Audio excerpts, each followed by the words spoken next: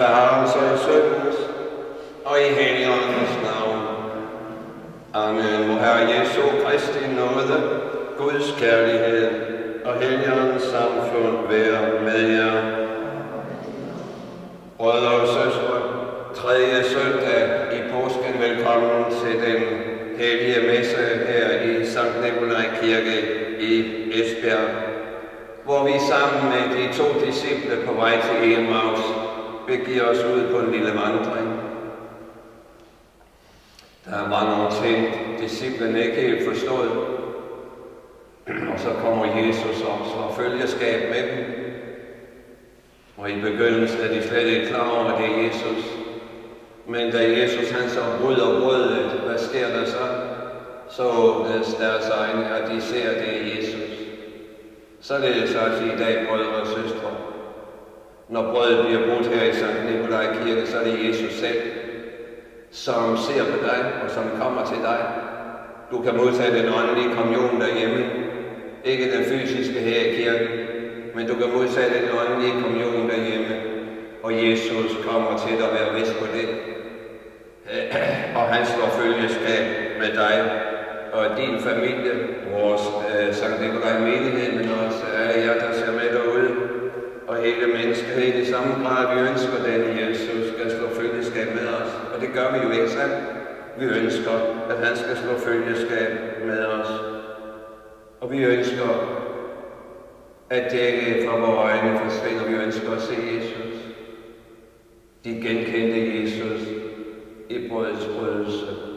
Således genkender vi også Jesus her i dag. Og han genkender os. For han har skabt os i sit eget billede. Han elsker hver enkelt af os. Under messen i dag, så beder vi for afdøde Francesco Hirn, som i dag har 1 års dødsdag. Og så beder vi også for Johannes Baptista Sang. Og for alle sjæle i skærsilden, særligt dem, som ingen beder for. Og nu om tilgivelse for vores synder, så vi med rent sind kan fejre denne hellige messe. Jeg bekender for Gud den almægtige og for jer, mine brødre og søstre, at jeg ofte har undladt det gode eller gjort det onde. Jeg har syndet i tanke, ord og gerning, ved min skyld, ved min skyld, ved min store skyld. Derfor beder jeg den hellige Jomfru Maria, alle engle og helgener, og jer mine brødre og søstre, at bede for mig til Herren vor Gud. Den almægtige Gud forbarme sig over os, forlade os vores synder og føre os til det evige liv. Amen.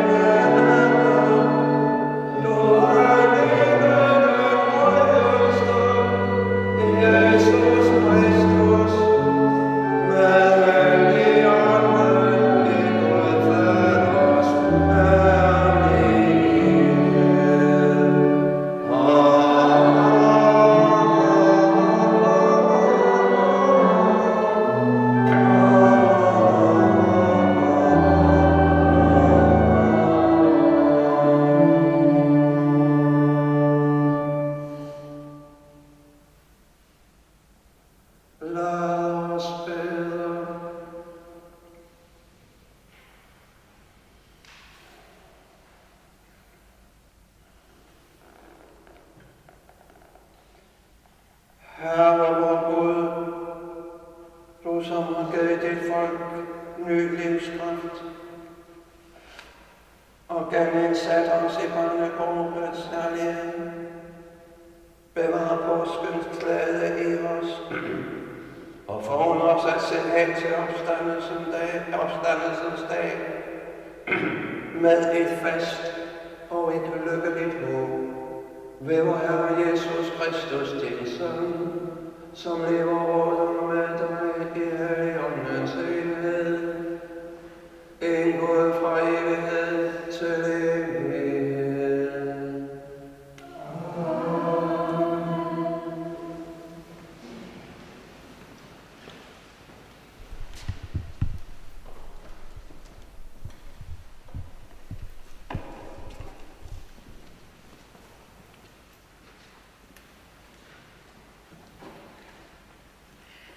Læsning af apostlenes gerninger.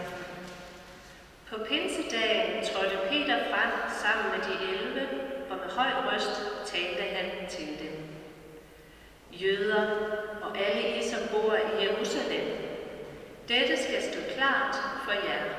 Læg mærke til mine ord. Jesus fra Nazareth, en mand, der er udpeget af Gud for jer, med mægtige gerninger og under og tegn, som Gud gjorde gennem ham midt i blandt jer, sådan som I selv ved. Ham fik I udleveret efter Guds fastlagte bestemmelse og forudhed, og ved lovbryders hånd naglede I ham til korset og dræbte ham. Men Gud gjorde en ende på dødens vejer og lod ham opstå, for han kunne umuligt holdes fast af døden. Om ham siger David nemlig: Jeg havde altid Herren for øje. Han er ved min højre side, for at jeg ikke skal vakle. Derfor glædede mit hjerte sig, og min tunge jublede. Ja, mit legeme skal bo i håb. For du vil ikke lade mig blive i dødsriget. Din hellige vil du ikke lade se forrådnelse. Du lærte mig livets veje. Du vil mætte mig med glæde for dit ansigt. Brødre, om patriarken David kan jeg lige ud sige til jer, at han er både død og begravet, og hans gravsted er hos os den dag i dag. Eftersom han var profet og vidste, at Gud med ed havde tilsvoret ham, at en af hans efterkommere skulle sidde på hans trone, forudså og talte han om Kristi opstandelse, da han sagde, at han ikke skulle blive i dødsriget, og hans krop ikke skulle se forrådnelse. Denne Jesus har Gud ladet opstå. Det er vi alle vidner på. Han er ophøjet til Guds højre hånd, og har fra faderen fået Helligånden som lovet, og den har han nu udgydt. Det er det, vi både ser og hører. Dette er Guds ord. Guds tale og lov. Så synger vi nummer 420. Nummer 420.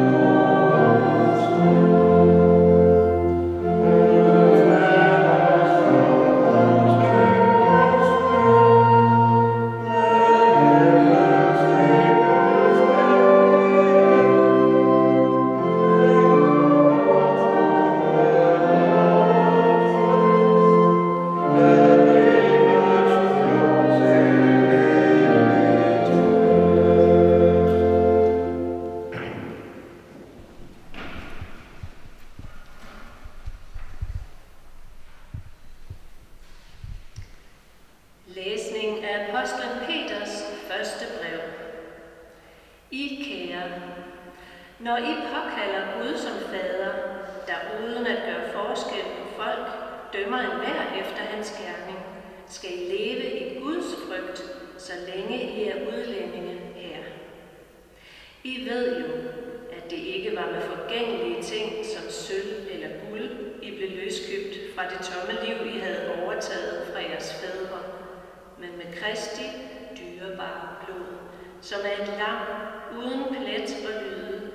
Dertil var han bestemt, før verden blev grundlagt, men han blev først åbenbaret nu ved tidernes ende af hensyn til jer, som takket være ham tror på Gud, der oprejste ham fra de døde og gav ham herlighed, så at jeres tro også er håb til Gud. Dette er Guds ord. Guds tale og lov.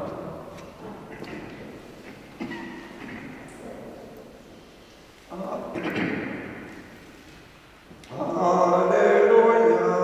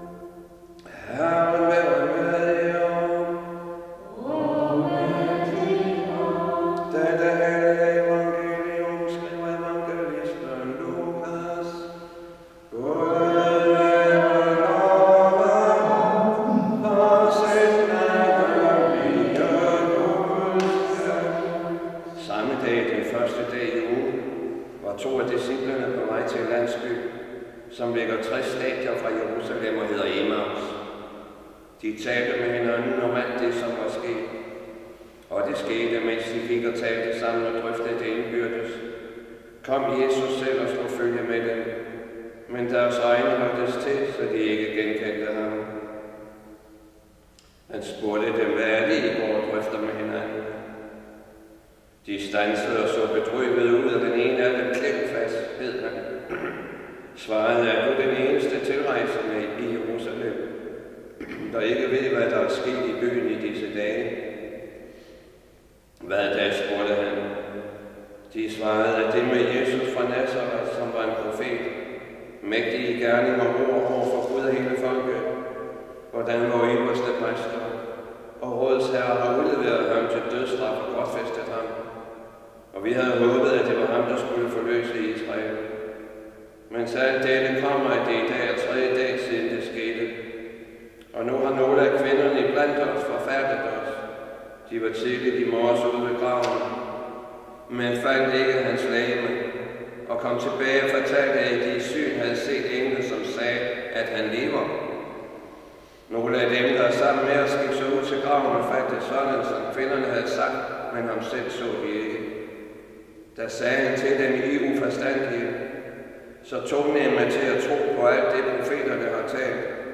Skulle Kristus ikke vide dette og gå ind til sin herlighed? Og han begyndte med Moses og alle profeterne, og udlagde for dem, hvad der stod om ham i alle skrifterne.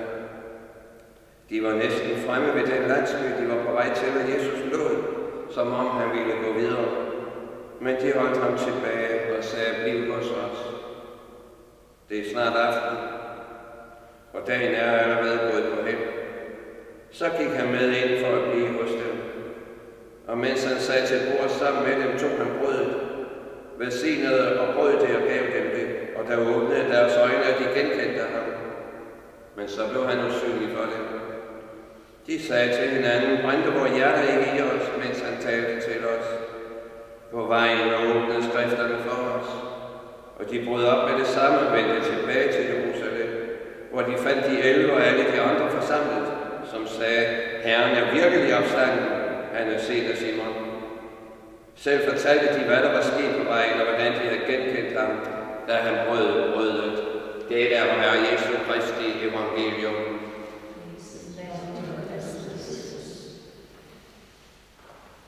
Brødre og søstre, den anden dag var der en vietnamesisk familie, der fortalte mig, at når de forbereder sig derhjemme til livestream Messe,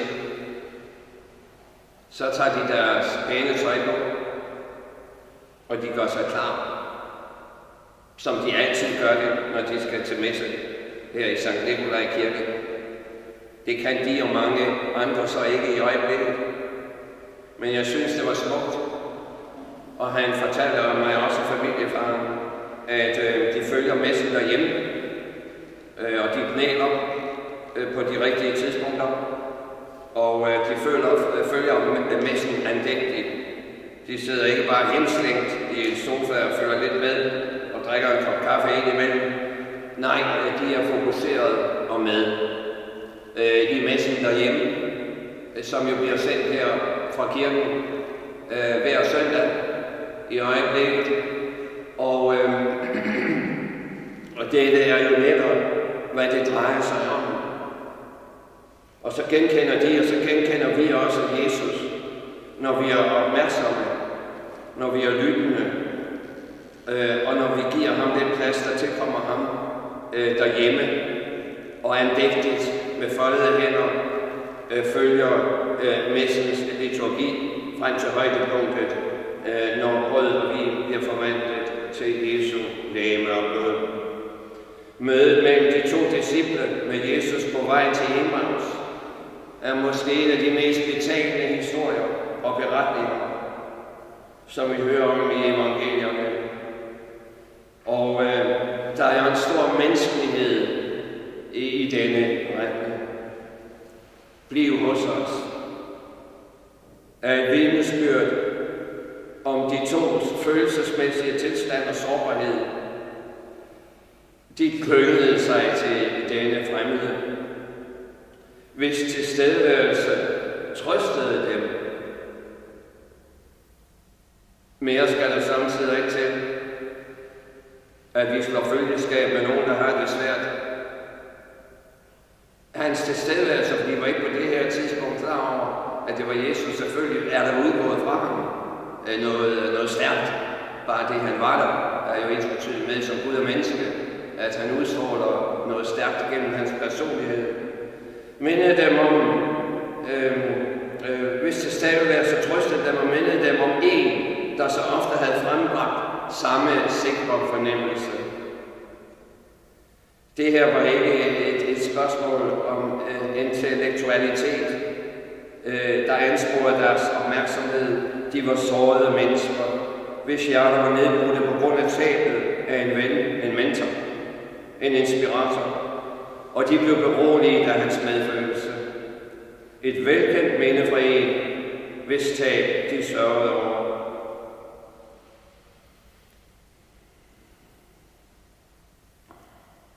Han løftede ånden hos dem, der var undertrykte og udnyttede, som havde ringe udsigter til en blomstrende fremtid. Resultatet af hans påvirkninger forværrede samtidig graden af deres ulemper. De var jo fattige, og på en eller anden måde blev de samtidig endnu mere fattige, fordi de blev forfulgte, fordi de troede på Jesus. De romerske undertrykkere og deres samarbejdspartnere blandt de velhavende i det jødiske samfund var i fokus i de fleste af Jesu skældsord mod de rige og magtfulde, og det var dem, der var mest rystede af hans undervisning. Han fortalte Jesus, de fattige og ydmyge, at de fortjente bedre, at de og I er Guds skattede børn, og dette blev opfattet som en trussel af dem, der ønskede deres position i samfundet sikret ved en fortsættelse af status quo.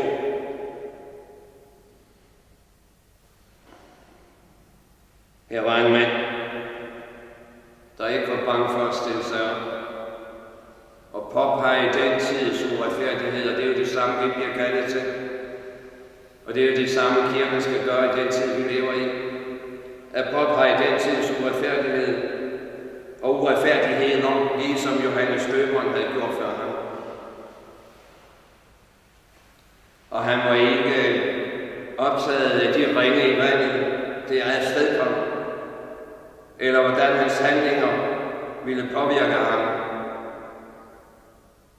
Han var nemlig overbevist om, at det han gjorde, det var det rigtige. Kostede, hvad det kostede ville. Jesus var fuldstændig dedikeret til at fremme retfærdighed, og var en konstant påmindelse til magthaverne om, at de nød deres ophøjede status på bekostning af de fattige. Og derfor var Jesus farlig.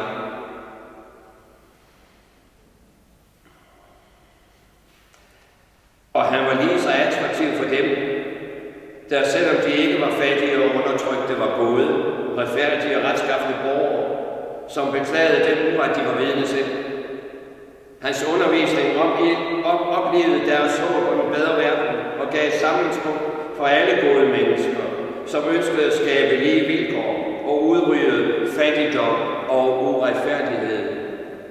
Men Jesus kom jo som mere end blot en social befrier. Jesus var en mand med medfølelse, med stærke karakter og retfærdighedssans gjorde, at folk forelskede sig i ham. Er du forelsket i Jesus? Hvis ikke, så ser og bliv det i en fart. Denne ædle forkæmper for de fattige og magtesløse, for det gode og retfærdige. Og hvad sker der? Han bliver henrettet af de magtfulde, der ikke længere kunne udholde hans profetiske forkyndelse. Både det kejserlige Rom og de religiøse myndigheder, der frygtede, at hans succes ville bringe Roms tunge hånd ned over deres komfortable tilværelse. De var nødt til at slippe af med ham. Jesus blev flået væk fra sine tilhængere og efterlod et gabende hul i hjerterne hos dem, hvis håb var blevet tændt af hans modige standpunkt imod den uret, som regnede ned over hans folk, de mennesker han elskede og tjente så trofast og usendeligt. Og i det lys, brødre og søstre, er det forståeligt, hvordan de to disciple, blot et par dage efter denne tragiske hændelse, bliver distraheret af den fremmedes trøstende ord, og ikke med det samme genkender ham. Og alligevel, så siger de, bliv hos os. Bliv hos os.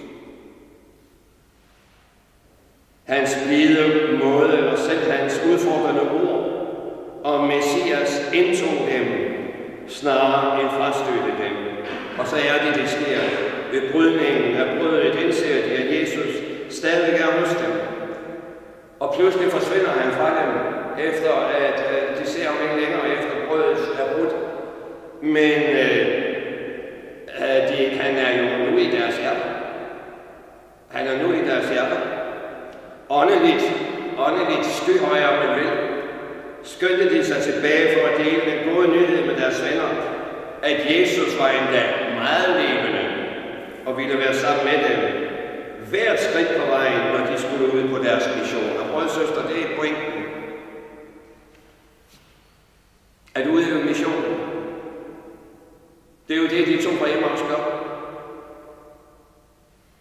Det er, hvad Jesus har forsøgt at indprænte dem i hans levetid. Hvor meget mere kan vi ære dem, vi elsker og beundrer, end at bære det videre, som de stod for. Det gode, de gav deres liv for. Det er jo det, han gjorde. Og det er det, han bliver ved med at anspore os om og bede os om. Kom nu, brødre og søstre. Det er jer, der skal bære mig videre, siger Jesus. I lever i mig, og jeg i jer. Og I har modsat Helligånden. Og nu drager I videre. I vandrer som de to disciple på vej til Emmaus. I vandrer. Og jeg vandrer med jer. Jeg går jo med jer. Så vær ikke bange. Vær ikke bange. Og brug de mange øjeblikke, I har i øjeblikket, til at fordybe jeres forhold til mig. De mange øjeblikke, hvor I sidder derhjemme. Og uddybe jeres forhold til mig. Tag Bibelen frem og læs beretningen om de to på vej til Emmaus. Her fra dagens evangelietekst, som vi i dag har hørt, fra Lukas 24, brødre og søstre. Læs den derhjemme. Lukas evangeliet 24, kapitel 24, vers 13-35. Og sæt dig selv i de to disciples sted på vej til Emmaus. På vej videre. Vi lader os ikke stoppe her. Det kan godt være, at vi ligesom dem har nogle spørgsmål. Det kan godt være, at vi ligesom dem er usikre på nogle ting. Og det kan også godt være, at vi ligesom dem oplever smerte i vores hjerter. Men et er sikkert, at når vi har tillid, og det er nøgleord, tillid og tro, så er han der. Han har faktisk aldrig været væk fra os. Han er der. Og han bliver ved med at være der.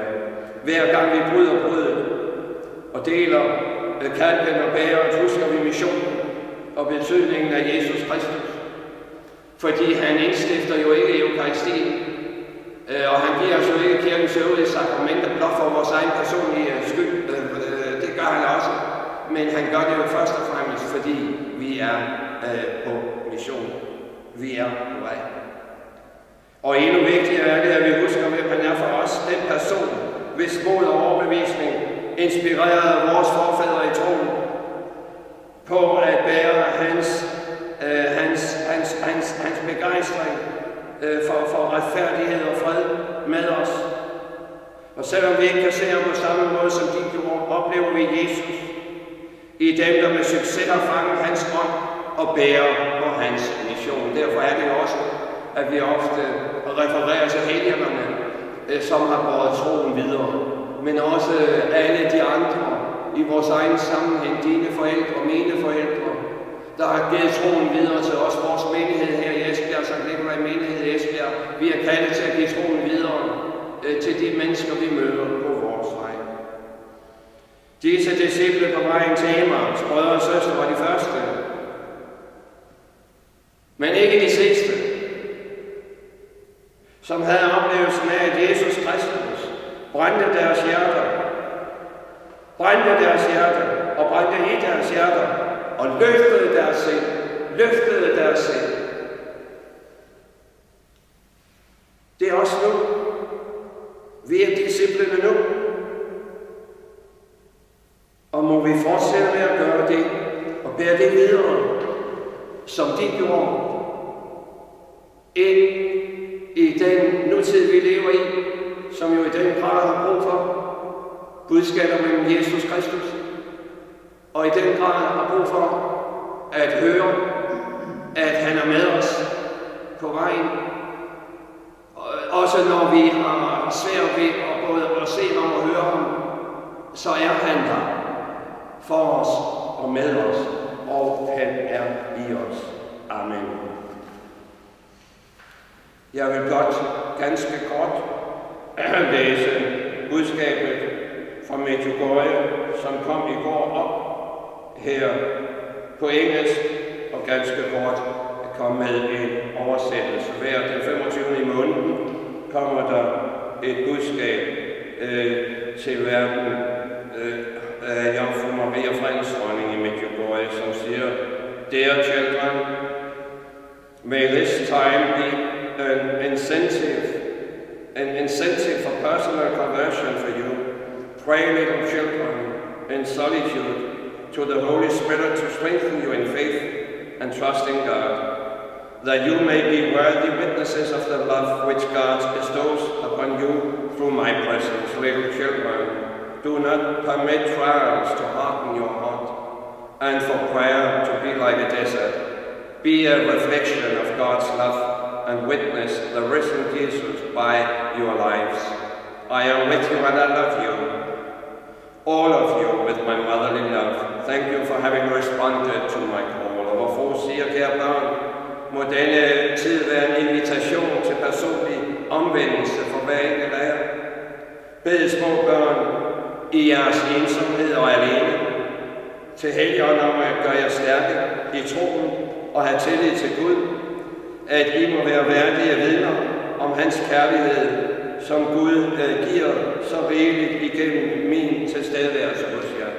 Kære børn, tillad ikke bekymringerne og prøvelserne at gøre jeres hjerter over, og heller ikke bønnen, at den skal blive som en ørkenvandring, men blive en refleksion af Guds kærlighed og bringe vidnesbyrd om den opstandne Kristus gennem jeres liv.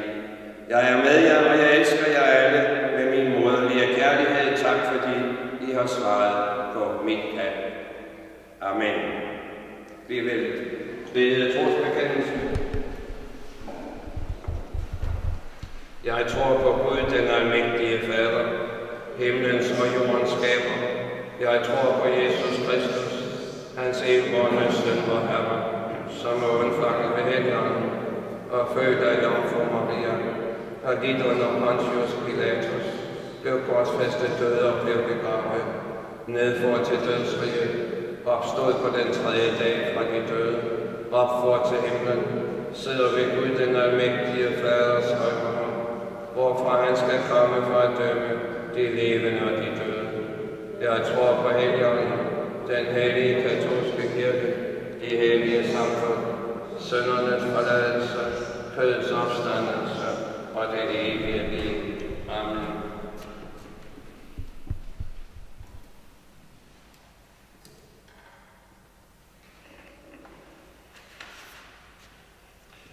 Brødre og søstre, mens de 2 disciple var på vej til Emmaus, kom den opstandne Kristus og slog følge med dem.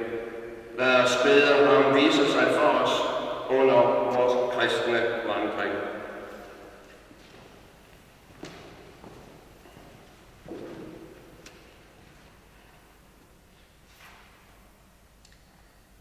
At alle kristne på deres vandring gennem livet må mærke og høre, når Jesus går sammen med dem. Derom beder vi. Herre, hør vor bøn. At alle, som har misbrugt deres magt og begået forbrydelser, må finde omvendelse og håb i mødet med Jesus. Derom beder vi. Herre, hør vor bøn. At vejfarende og andre på vandring må opleve Guds nærhed i Kristus. Derom beder vi. Herre, hør vor bøn. Lad os for os selv og vor fejring af gudstjenesten påkalde ham, som tog brødet, velsignede det, brød det og gav det til disciplene. Derom beder vi. Herre, hør vor bøn. Vi beder for vores regering, at den fortsat må tage de rigtige beslutninger til genåbningen af Danmark. Og vi beder også for virusen, at den nu stopper i Jesu navn, og at smittekæden fuldstændig bliver brudt. Vi beder for alle, der er i sundhedspersonalet, der tager sig af de syge, og vi beder for de syge selv, her, at du vil skænke dem helbredelse og lindring. Vi beder for de sørgende, at du vil trøste dem, og for de afdøde, Herre, at du vil tage imod dem i dine boliger. Derom beder vi. Og vi beder for afdøde Johannes Baptista og for afdøde Francesco Hien. Herre, du modtager dem, og alle hvor afdøde i dine boliger, de så alle uanliggende, takker vi dig for, at du bønhører ved Kristus, vor Herre. Amen. Brødre og søstre, nu er der mulighed for at betale kollekten, og på forhånd tak for en god kollekt også i dag. Vi har været meget taknemmelige for de kollektindsamlinger, der har været i de seneste uger. Vi er afhængige af, at I betaler ind på MobilePay, og det takker vi også for, at I gør i dag, og der er også et kontonummer, hvis I har brug for det. Og jeg kan så fortælle jer, at vi er nu gået i gang med klokketårnet. Afhængningen er sat op ude på parkeringspladsen, hvor klokketårnet skal stå, og skulle nogen af jer have lyst til at give et ekstra skilling, som man siger på jysk, en ekstra skilling til klokketårnet, skal I være velkomne til det. På forhånd tak.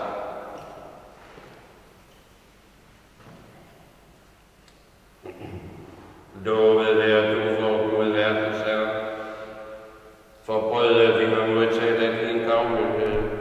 Dette brød frembragt af jorden ved menneskets arbejde bærer vi frem for dig. Lad det for os blive livets brød. Som han langt som vin for Kristus også med sin blod, han som gør os som menneske.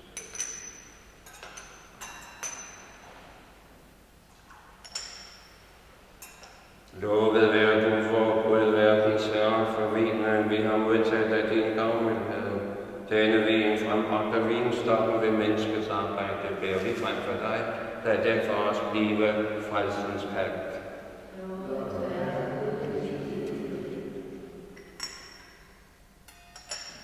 Lad os nu forenes i bønnen, at vor offergave må blive Gud til behag. Herre, tag imod de gaver, som din kirke bærer frem for dig, i stor taknemmelighed over påskens glade budskab, som du har givet os del. I påskeglæden giver du os også del i den evige glæde i livet hos dig. Ved Kristus, vor Herre. Herren være med jer. Og bløft jeres hjerte. Lad os takke Herren vor Gud. Sandelig er værdigt og retrægtigt og til vor frelser, at vi altid bekender dig, Herre, men frem for alt i denne tid med jubel priser dig, nu da Kristus vor påskelam er offret. Ved ham opstår lysets blom til evigt liv, og det himmelske rige sal åbnes for de troende. Til ved sin død løskøbte han os fra døden, og ved hans opstandelse er vi alle opstået til livet. Derfor jubler hele jordens kreds i påskefestens overstrømmende glæde. Jordens himmelens skrifter og englenes hersker lovsynger din herlighed, i det de uden ophør synger. Hellig,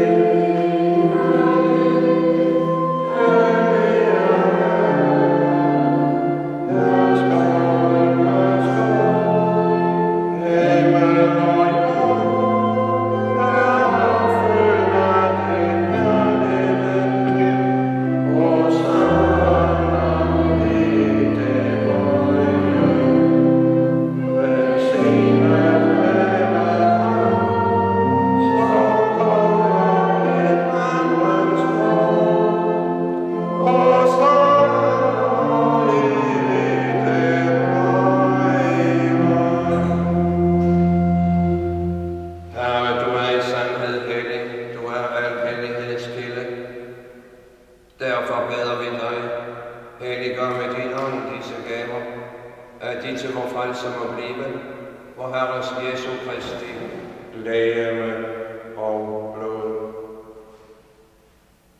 For i den nat, da han blev forrådt og frivillig gik ind til sin ledelse, tog han brødet, fremsatte han bønnen, brød det, rakte det til sine disciple og sagde, tag det og spis alle deraf, dette er mit legeme, som hengives for jer.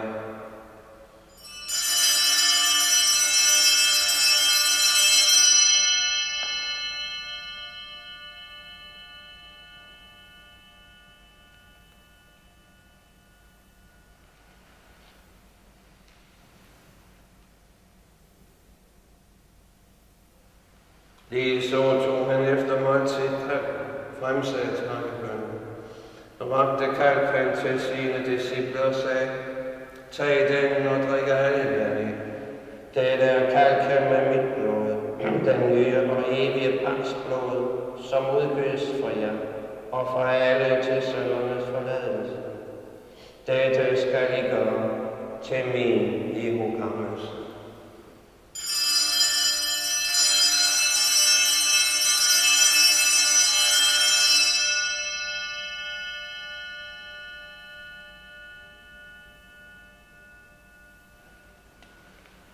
Troens mysterium, Herre, vi forkynder din død, vi priser din opstandelse, vi forventer din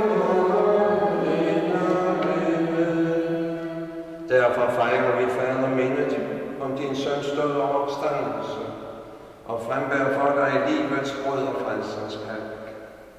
Vi takker dig, at du lader os stå for dit ansigt og tjene dig. Ydmygt beder vi dig. Lad os, som har del i Kristi legeme og blod, lad Helligånden blive samlet til et.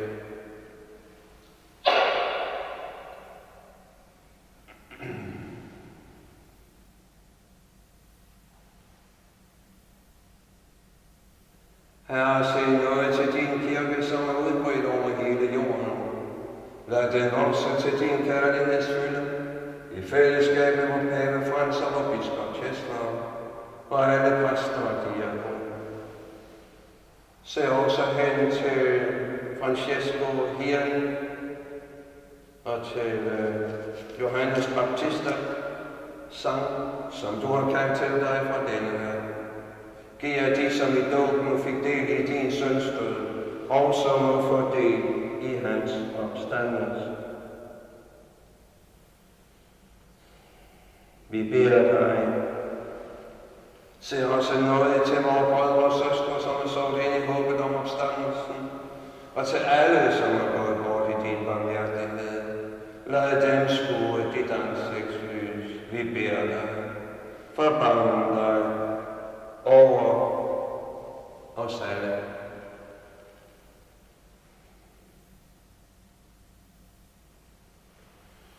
Lad os få del i det evige livs fællesskab, sammen med den hellige Guds mor Jomfru Maria, hendes brudgom den hellige Josef, med apostlene den hellige Nikolaj, og alle helgerne, som tiderne igennem har levet efter din vilje. Forund os sammen med dem at forkynde din herlighed med vor lovsang, ved din søn i Jesus Kristus. Ved ham og med ham og ved ham, tilkommer dig, Gud Fader, den almægtige, i Helligåndens enhed, al herlighed og ære, fra evighed til evighed.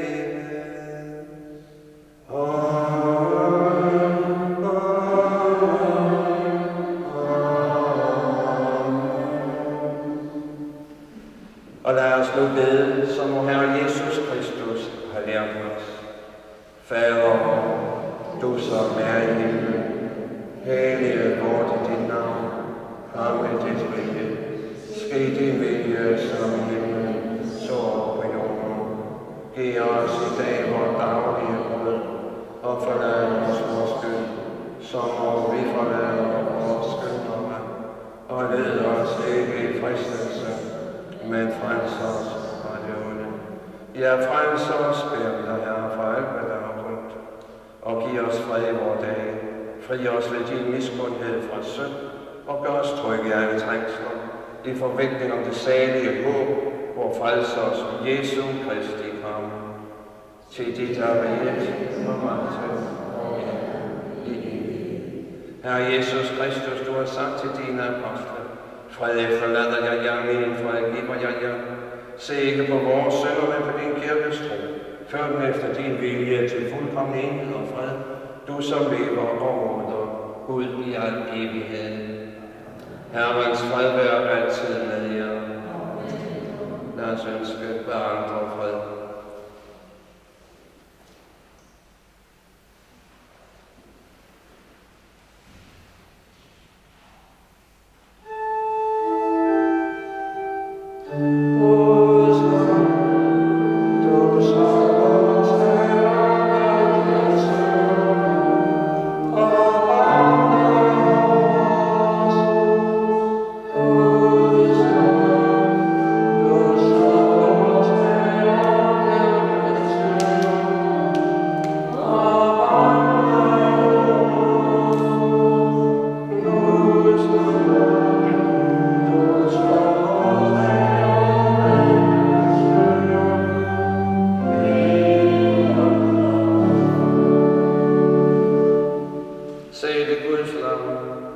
Som borttager verdens synd, salige de, som er indbudt til navnets bord. Herre, jeg er ikke værdig til, at du går ind under mit tag, men sig på dit ord, så det var min sjæl på et Kristi legeme og blod, bevar os til det evige liv. Amen.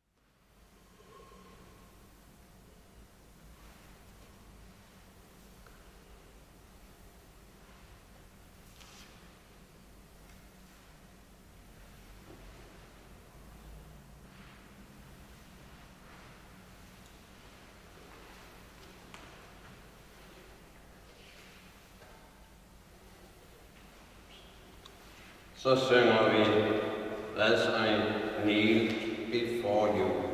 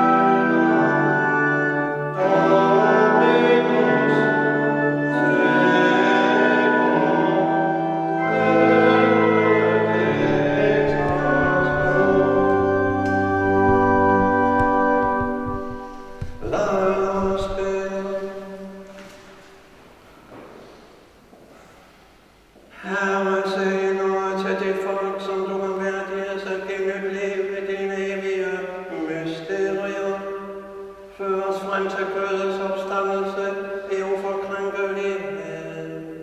Ved vor Herre Jesus Kristus, din Søn, som lever og råder med dig i Helligåndens enhed, en Gud fra evighed til evighed.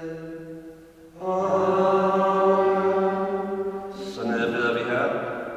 Det er med senest over dette påskelys, og det brænder i din ære, i hjemmet, hvor det kommer frem i Faderens og i Søndens og i Helligåndens navn. Amen. I aften sender vi igen Rosenkrantz-bønnen. Vær med kl. 18. Næste weekend sender vi både søndagsmessen kl. 16.30 og søndagsmessen kl. 10 næste søndag. Tak til Kevin for din trofasthed. Tak til organisten også, Dore, for din trofasthed. Og for lektor, og fordi vi fortsat kan medvirke til at livestreame her fra Sankt Nikolaj Kirke i Esbjerg. Vi håber, at kirkerne snart åbner igen. Det er ved at have været for længe nu. Det synes I nok også derude, og det synes jeg også. Jeg længes efter at se kirken her igen, fyldt med mennesker.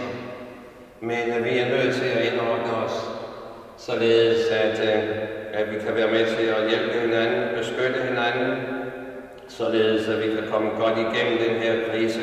Og derfor er vi jo nødt til at gøre, hvad der bliver sagt, for at modvirke virusens spredning. Men vi beder om, at Gud også snart vil give mulighed for, at vi måske i mindre grad kan begynde at samles også til søndagsmesserne. Men jeg vil ønske jer en rigtig god søndag derhjemme. Og pas på jer selv, og lad os fortsat bede for hinanden, og igen i aften med hinanden, når vi beder Rosenkrantzen. Herren være med jer. Den almægtige Gud, Fader, Søn og Helligånd, velsigne jer. Gå bort med Kristi fred. Nummer 203, Almans Gud velsigne være.